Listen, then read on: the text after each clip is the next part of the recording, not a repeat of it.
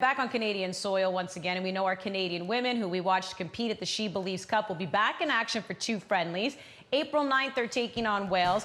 April 13th, they're taking on England. The roster was announced. We know they were missing some big bodies at the She Believes Cup, whether they weren't released by their teams or they were out due to injury. One of them out due to injury was Christine St. Clair, the captain of this team who hadn't missed a training camp since 2011. She was also tweeting out how excited she is to be back with the squad. Jordan Huitema as well. Ollie, what in particular stands out to you with the players named here?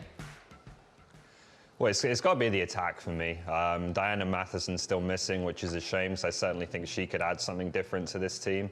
But Jordan Huitema is back, obviously Christine St. Clair is back, and that gives you your 2 real recognised centre forwards, right? I think Nichelle Prince did a really good job there at the She Believes Cup, and I think she could be an option for sure.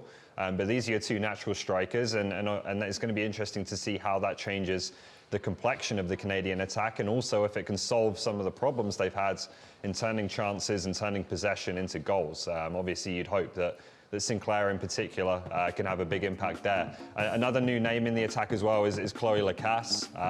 She's a bit of a wild card, a bit like Evelyn Vienne in some ways.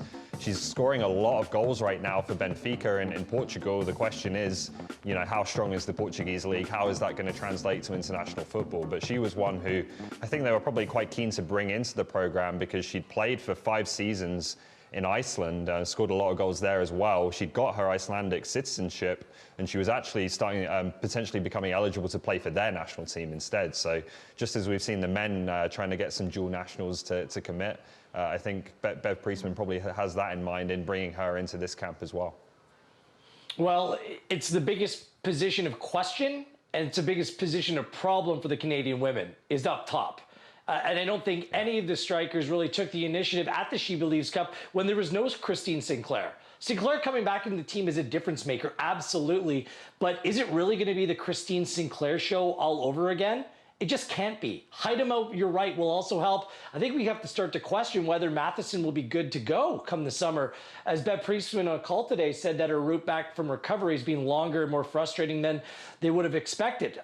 That can't mean good things for a player that's dealt with a serious injury and he's played for so long. One other thing that Priestman did say today, Andy, was that there's no guaranteed spots in the team. That I kind of find that hard to believe. Of course, there's players who will certainly be in a starting 11 and be in that 20-person, 20-player Olympic squad.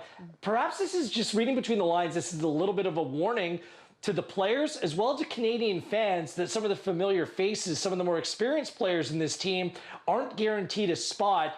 And potentially by putting that out now, takes away the shock a little bit later on. So I hope the Canadian women's national team fans are paying attention because that's a hint that some of the younger players are really pushing these veterans and then we could see a little bit of a turnover.